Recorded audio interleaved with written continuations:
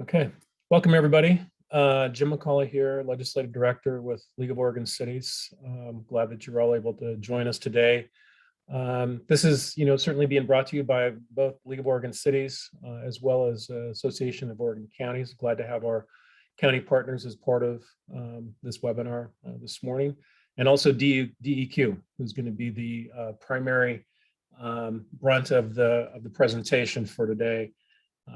My introduction here is pretty simple. It's your opportunity to kind of learn a little bit more about the EV program going forward with fleets and some of the incentives that are available that are out there. We will have this presentation up on our website, both recorded content, but also the presentation materials. And I'm going to drop a link into chat here shortly that will give you essentially a link to DEQ's website for some more of the details that you can follow up on as well. So with that, I'd like to have DEQ come on and they can do their introductions and start with the program. Yeah, hi, thanks, James. Can you hear me okay? Yeah, you're solid.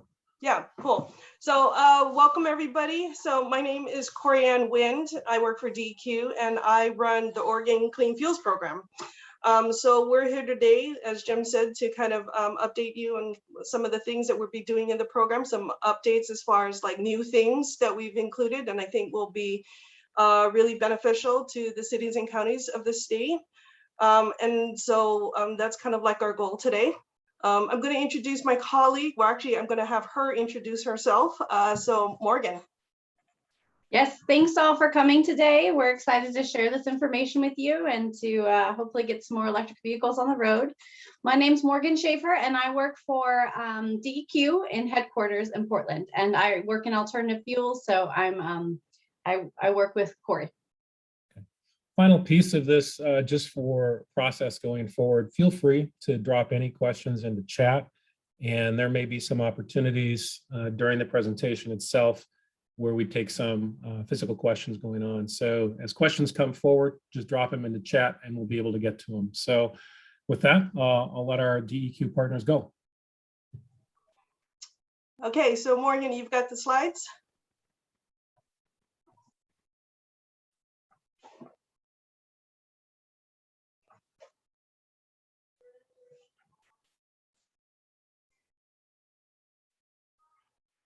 Do you see those okay? Yep, good to go. Yep. Okay, so so just to kick this off, so what we're really talking about is, as Morgan said, we're really interested, the agency is really interested in the different ways that it can help accelerate the transition of Oregon's vehicles to electrics. I think this is a topic that many of you are involved in. Governor Brown last year, executive order on climate, really put a focus on how the agencies can actually work together to accelerate this adoption.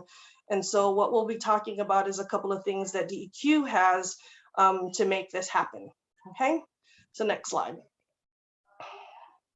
Okay, so first, some kind of just kind of level setting for you all. I think a lot of you who have been around in the state for a while are familiar with the Clean Fuels program. So this is something that the DEQ has started implementing back in 2016. And so the goal of this program is to reduce carbon emissions from Oregon's transportation fuels. And so the way that the program works is basically there's each fuel gets a carbon score. And so if the score is higher than what the standard is, it's bad. And we're trying to get the fuels to lower carbon versions. And lower carbon just for the purposes of this program means fuels that are below what the standard is. And so starting in 2016 up to 2025, the regulation requires a 10% reduction in the carbon intensity, so the life cycle greenhouse gas emissions from fuels. So you can think of deficit generation fuels as fossil diesel, and then anything that's cleaner, that lower carbon than that generates credit. So now we're talking about biofuels like ethanol and biodiesel and renewable diesel. We're also talking about natural gas, propane, electricity, hydrogen, so those kinds of fuels. So out to 2025, our goal is to reduce life cycle emissions by 10%. What we're also doing now is kicking off a rulemaking for the expansion of this program. So we're going to be beginning this fall. We have a listening session to kick off the rulemaking for how far and as far as aggressive we want the standards to be in the future. So setting out standards all the way out to 2035. Largely directed by the Executive Order 2004 from last year, where the governor directed our Environmental Quality Commission to look at 20% reductions in 2030 and 25% reductions in 2035. So that's kind of what we're going to be looking at as future expansion. Okay, next slide. So I covered some of this previously, but these are the kinds of fuels that are lower carbon than the gas and diesel that dominates our fuel pool right now. And so whether it's biofuels like ethanol, biodiesel, renewable diesel being blended into those liquid gallons of gas and diesel, or alternative technologies like natural gas, compressed and liquefied natural gas or propane, and then getting those from the fossil versions to convert to renewable versions is what we'd like to see. Sustainable aviation fuel is something that we're looking at increasingly as being renewable based.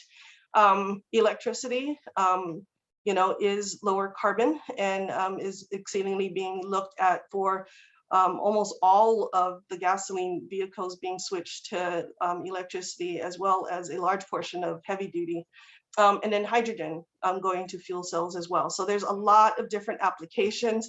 As you can see from all the different pictures in Oregon, we have a lot of different options that are available to us in a lot of different kind of use cases. So don't think just passenger vehicles. There are garbage trucks, there's airplanes, there's light rail and streetcar, there's buses, there's a lot of different things.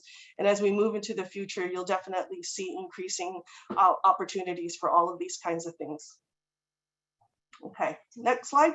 So, and then, so for you all here today, being from public entities, local governments, and whatnot, what I've in the presentations previously, so I mean, there's a lot of different opportunities for you to think about the context of how the Clean Fuels program can help you, just present itself as far as what can you really influence, what do you have control over, what should you be thinking about as far as kind of next steps. And so as the public entities, I think about like your fleet, right? So is it a light duty passenger fleet just to go from meetings from place to place? Do you have your medium and heavy duty truck fleets where you do maintenance activities and those kinds of things? Do you have any kind of involvement in transit, in school buses?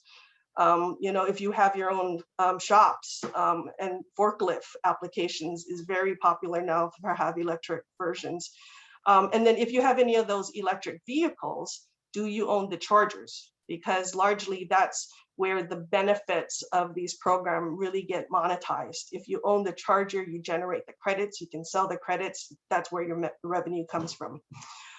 Do you have contracts that you are in control of, right? So do you have a solid waste, garbage, waste management kind of a contract where you can then leverage that contract to require or incent, alternative fuels in, say, garbage trucks, right? There's a lot of natural gas garbage trucks. There's electric garbage truck that is being tested up and we'll be testing in Portland, so those kinds of applications, right? So do you have a climate plan? I know there's a lot of cities and counties out there that actually do have a climate plan, and looking at clean fuels as a way to actually achieve your climate plan is something that is, I think it's a good overlap. Do you actually have your own municipal electric utility? Because electric utilities play a very vital role, again, in expanding electrification of the transportation system. Do you own or manage your landfill? Do you own or manage a wastewater treatment plant? Right? Those are the kinds of things where you think about opportunities where can your involvement in clean fuels really help move the needle for a lot of these kinds of activities? Okay. Next slide. So when I say credits in the Clean Fuels program, so a credit represents 1 ton of greenhouse gas emissions. So if you remember in the slide where I had the curve, if you're above the line, then you're generating deficits. If you're below the line, you generate credits. The lower you are below that line, right? The delta between what you're replacing as a fossil fuel is basically what you generate your credits on. So for every ton of emissions, you get a credit. You can then sell those credits and use the revenue from that to fund basically whatever you want. There are no strings that are attached to the revenue from the sale of credits. So the Clean Fuels program does stand up the marketplace for how you buy and trade and sell credits. And so we don't set the price, it's a market-based system. And so, for example, right now, the price of credits is about $125 per ton. Right, so you generate the credits, and then when you generate those credits, then you can actually our reporting system kind of has a Craigslist. You raise your hand and you post something and say, I want to buy credits or I want to sell credits, and that's how people get basically in contact with each other about how to transact those credits. Largely. What happens is that it's providers of the higher carbon fuels, so oil companies, oil providers, people that are bringing in gas and diesel are the ones that need to buy credits. And so that's usually what the transaction is. It is not to the agency, it is not within our system, but it's basically you find out who your contacts of who want to buy your credits, and that is that you do an external contract of how to trade those credits. They need to be reported to the agency so we can keep track. And so it's not like people are double generating credits or anything like that. So there are actually different kinds of credits within the Clean Fuels program. There's a lot of words here. And I think what I'll say is just that the base credits are like when I first mentioned, it's like worth a ton of greenhouse gas reductions. You report to us on a quarterly basis how much electricity you use, and that is how we calculate what your credits are. We also have a thing called incremental credits for any of you that are involved in like renewable electricity programs. These are basically, you buy RECs and you can retire the RECs. And so that's how you can make claims that your that the electricity is zero carbon, because most of the grid mix in Oregon is not. And so it's a way for us to incent and be able to say that the electricity used in electric vehicles are renewable, and that's something we want to incent as well. And then this third concept of credits is advanced credits, and this is what we're going to have Morgan focus on from now on. But we know that switching to electric vehicles are very expensive. We know that the electric versions are more expensive than the fossil versions that are available on the market. So a way to offset those additional costs is to be able to take the credits and estimate what you would use in the future. And can we give it to you ahead of time, more credits than just quarter by quarter, right? But like it's like a loan, so that we can give you the credits ahead of time, and then you can use it to offset some of your costs. You had a question, Jim? Yes, I did. The question I have is essentially, do you have a actual project that you can visibly show how this process goes from point A to Z? I mean, is there something visual out there that you folks have put together, or something that might be like a real life application of this? Not a specific one, but we're going to try and kind of outline kind of the process. Okay.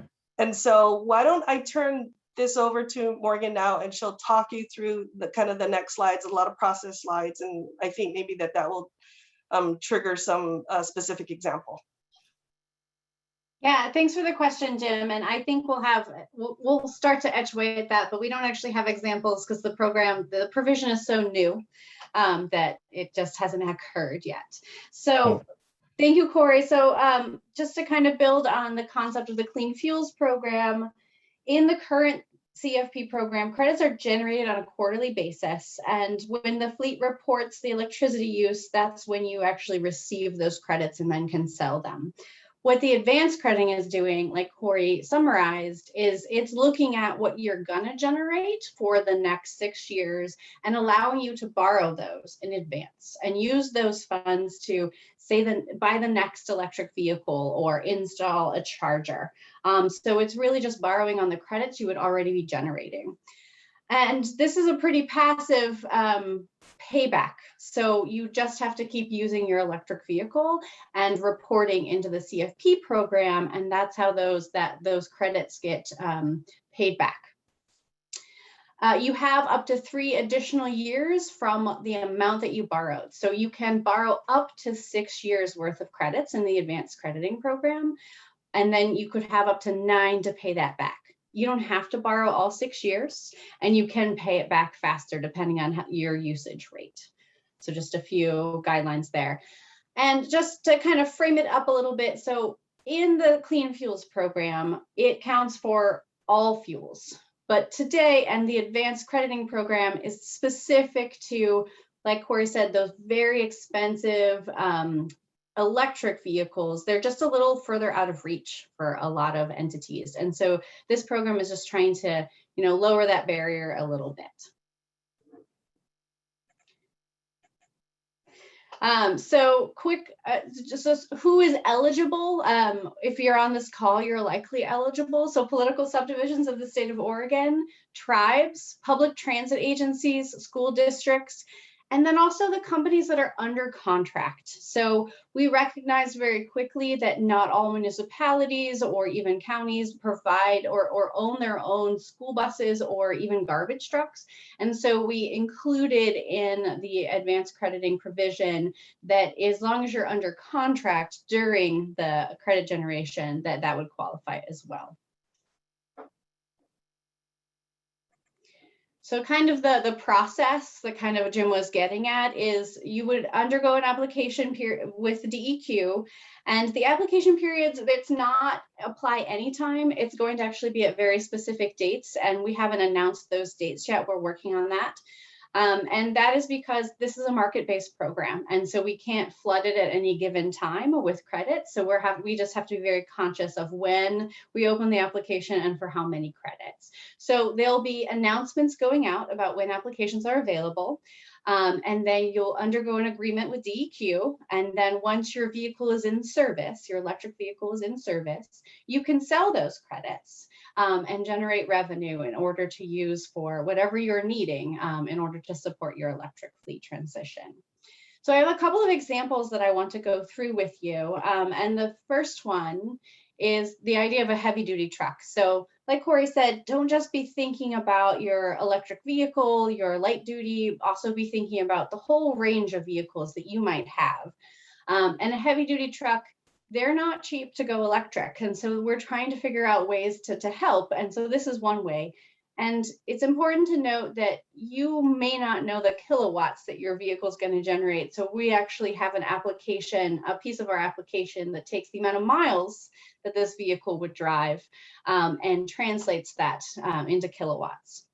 And this just goes through per year for the 6 years that you can borrow and the amount of credits you might generate. And then at the current credit price, what you might expect from the advanced crediting program in terms of revenue. So for a heavy duty truck, we're estimating about $32,000. Advanced crediting is only one way that DEQ is trying to help this transition. There are other grant programs and other funding opportunities throughout the state. At DEQ, we do have diesel emission mitigation grant programs. These are competitive programs, and they also have an application period once a year. And they are targeted at the reduction of diesel vehicles and do require the destruction of a diesel vehicle. But it is potential to get funding from this grant program, and it does stack with advanced crediting. So when I say stack, what I mean is sometimes there are certain grant programs where you can't also access funds from another stream.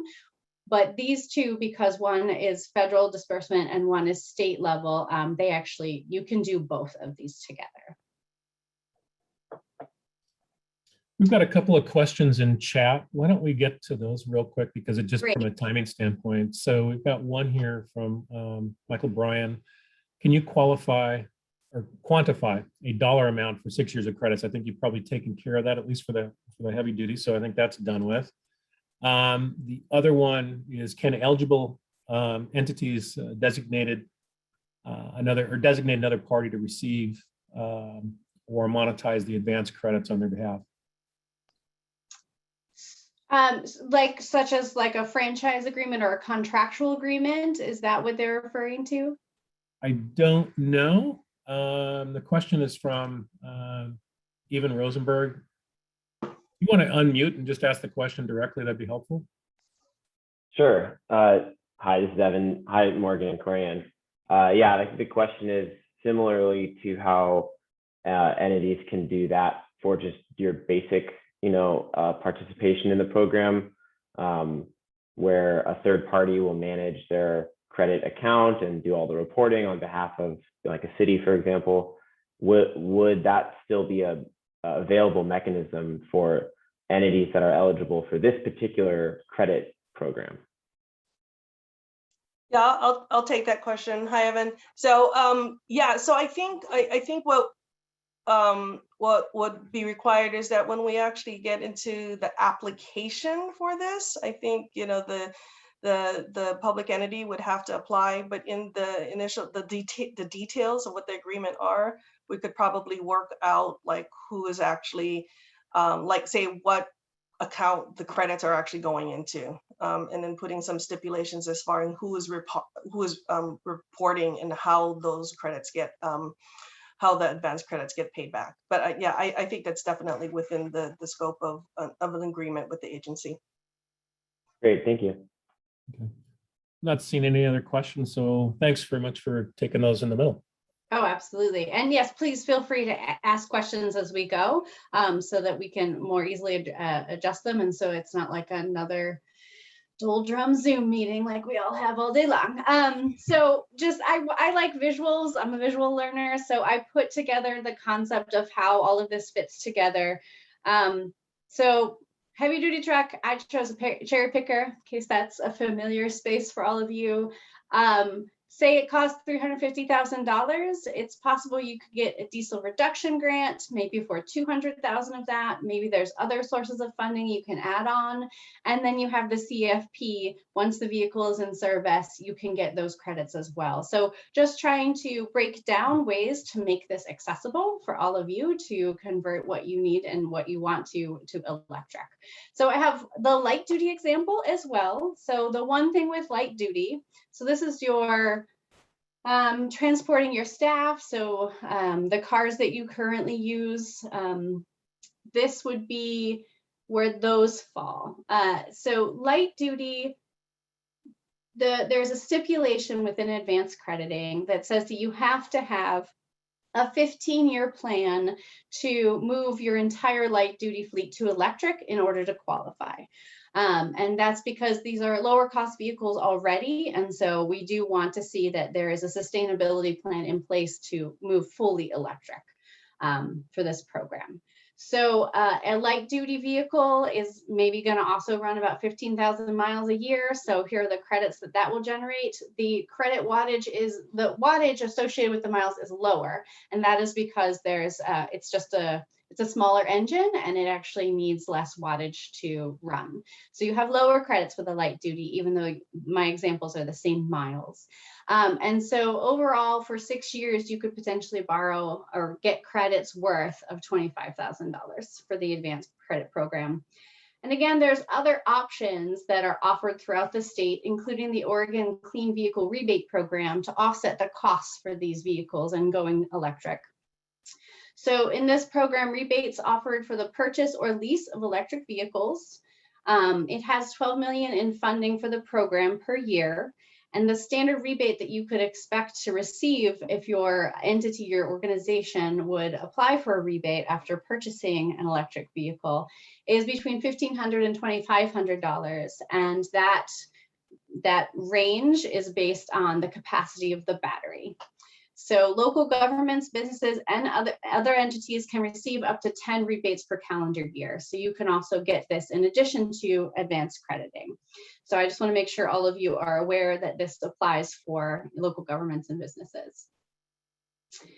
So visual again. So say you're going to spend $45,000 on a light duty vehicle to replace one of your gasoline.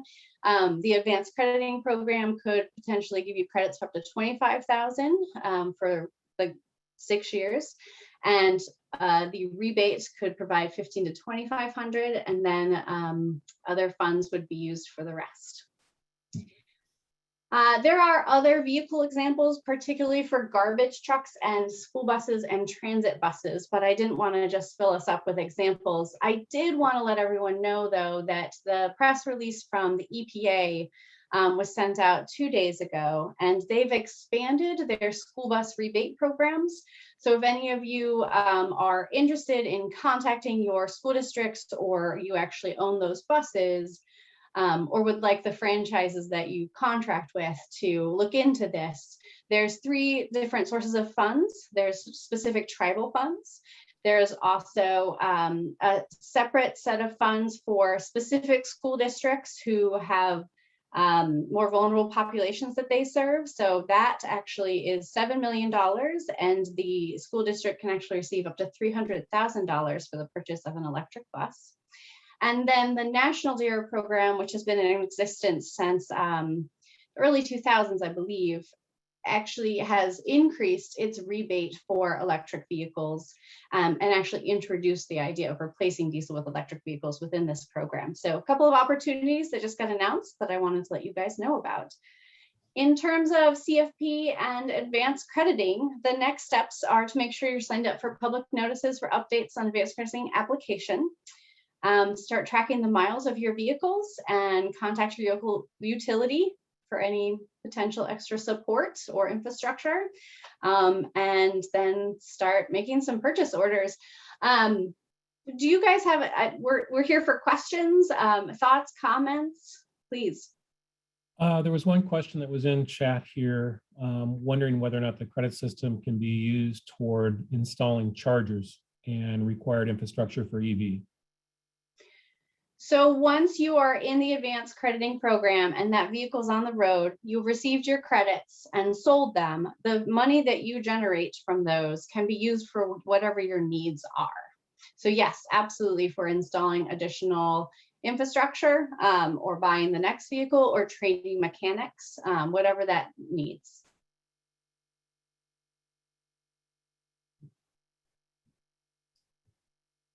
Any other questions? Folks, feel free to raise your hand or put something in chat. Yeah, actually, I just wanted to go back to Morgan's slide about the electric school bus grants.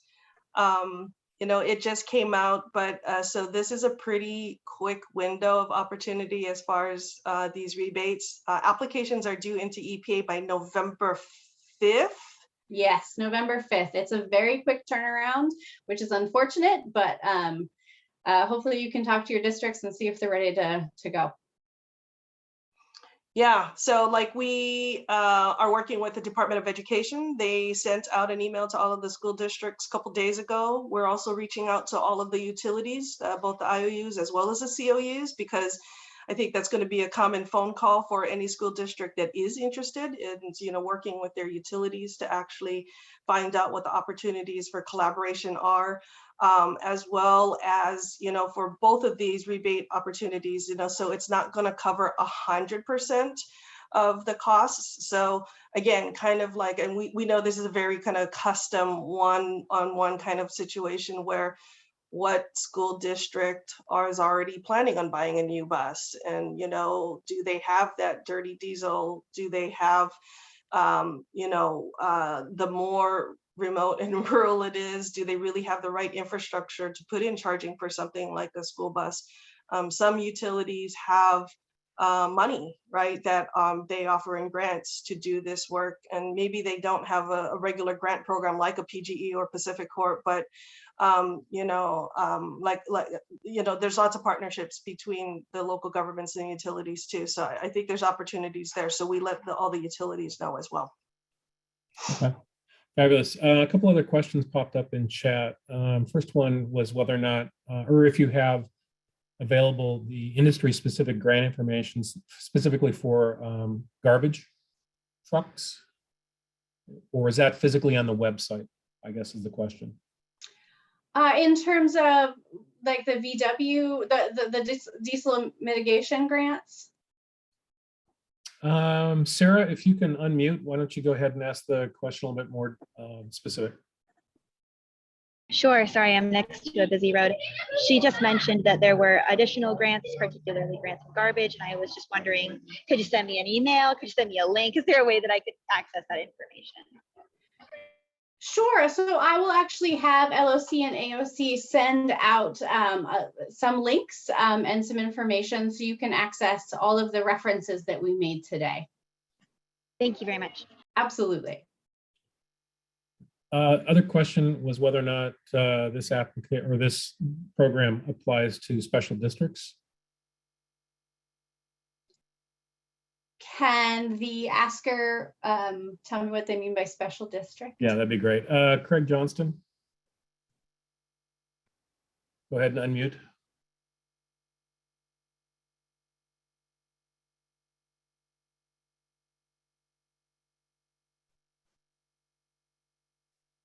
Let's see.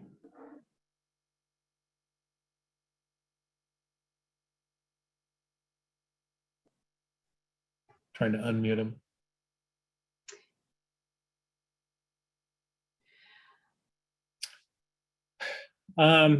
Yeah, it doesn't look like he's got ability to do that or is unable to. So how about if we kind of maybe narrow this? I'll just take a swing at it from a special district side of things. So how about from a water district as an example? You've got a fleet of vehicles and things of that nature. Is that something that would qualify?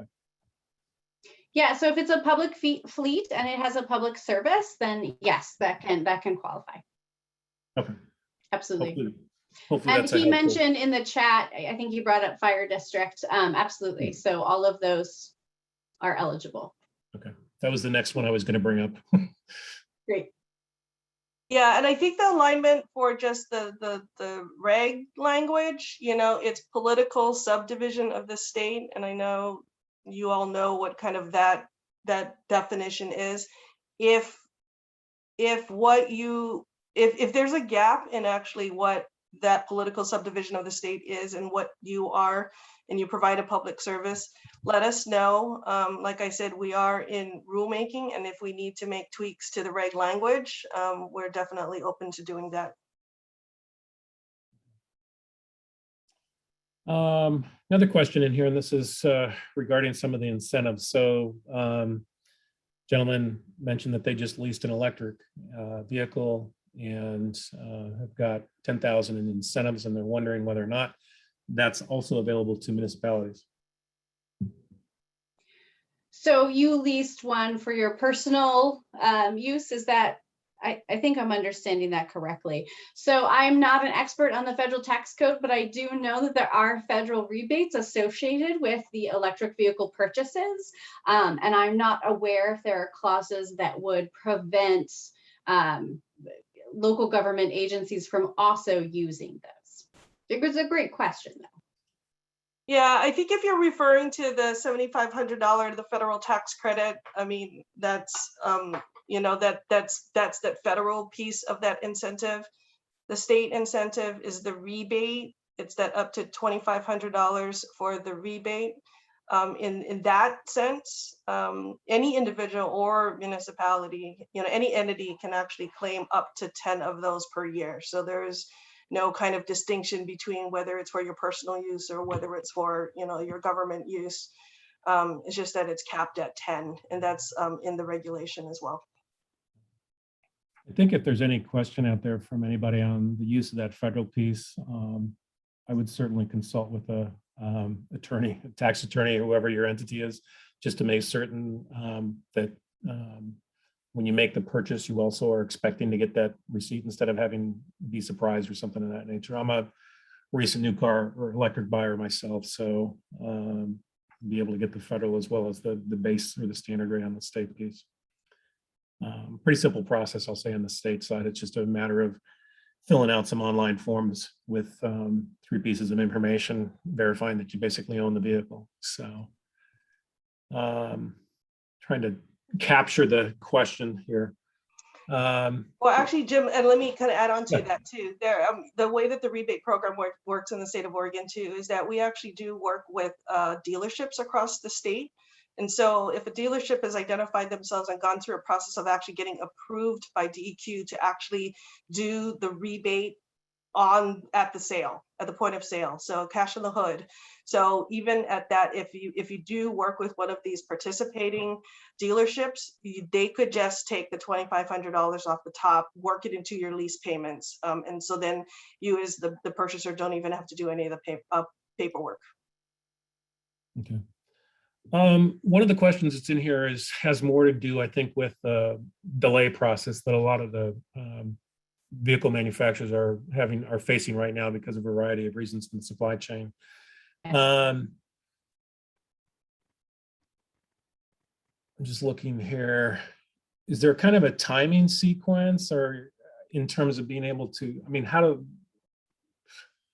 sorry, I'm just kind of scrambling on trying to how to ask the question here, but I think the question comes down to, we'd like to be able to get some credits up front, but we don't know when we're going to get the vehicle. So how do you deal with that? Right. So when there's an application period open, what the basically the requirement is that there's a purchase order, not that you've fully purchased, but you've ordered that vehicle, because we recognize there is 6 to 12 months delays right now in getting a lot of these vehicles for a variety of reasons. So knowing that and being able to apply just with the purchase order is what we're requiring. You don't have to have it. And in fact, it's kind of beneficial because if you were to have the vehicle and apply, it wouldn't qualify because you need to be applying before the vehicle is in service. Just so there is timing associated with that. And unfortunately, we're not really sure when the application period is opening, so we can't give a great window right now.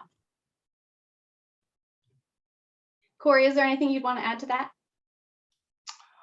Maybe just, clarification that, so the timing is when we actually, so like Morgan says, you apply, we negotiate kind of like the terms of that agreement, but the actual deposit of the credits into your account doesn't occur until that vehicle actually gets placed into service, right? So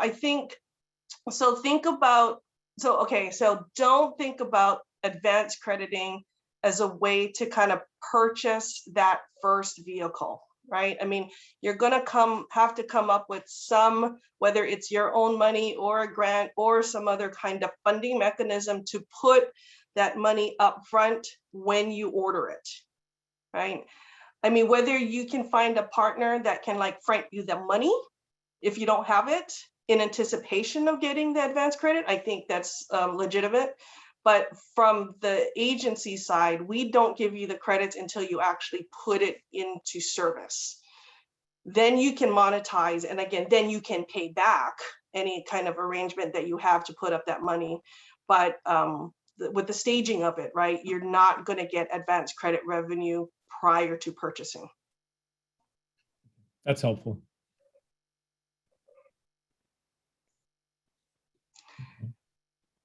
And I also wanted to make another plug, Jim. I know you put into the chat the link to the advanced crediting webpage that we have up. And that is, a place where we do have specific kind of like one-pagers targeted at the different kinds of, uses, vehicles that we're really trying to incent. So we do have targeted materials for transit buses, for school buses, for the garbage trucks, and then for your, light duty fleet kind of applications. We have a kind of a stock, boilerplate template present PowerPoint, not exactly the one that we have today, but covering a lot of the same kind of materials. And then what we also have on there is a credit calculator. So those of you that like to play with the numbers, right? It's a spreadsheet where you go in and enter, an estimate amount of miles that you think that a typical vehicle that you're thinking about, doing, you put it in there, and different kinds of factors that actually are used to calculate the number of credits. There are some vehicles that are more efficient than others. Some of you belong to electric utilities that are more like a statewide grid mix, like a PGE Pacificor. But if you have a utility that's like BPA customer, your carbon intensity, your electricity is so much cleaner. So you actually get more credits than that same vehicle, like say driven in a PG power territory as well. So there's kind of a couple of moving parts. So that calculator, we developed it just so that you can play with the numbers and get a better estimate for what the revenue you can receive from those advanced credits. Okay, that's helpful. And I also just put that, reposted that link and stuff in there to the details.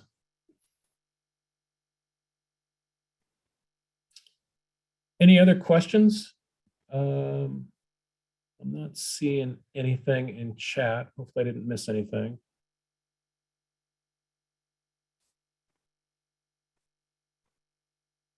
I think that's all I'm seeing right now.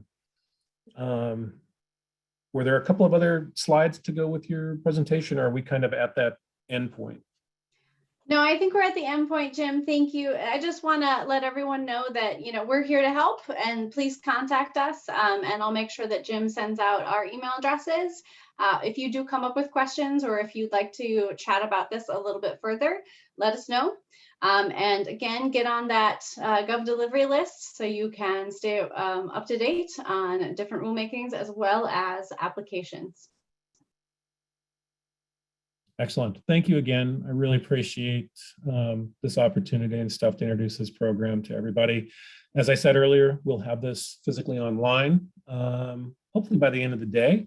And we'll probably make sure we get this out in our bulletin next week so other folks have a chance to both see the materials that were presented, but also, again, since this was recorded content, you'll have a chance to see this. And I suspect if anybody's got any questions, we'll have your contact information as well. So appreciate it for a Friday. And again, next week, we've got another webinar coming up, not on EV, but more about some of the changes that have been made in some of the cost share programs and stuff with ODOT coming up. So we've done a separate webinar announcement on that as well. So again, thanks very much. Appreciate the help on this, and look forward to future contact.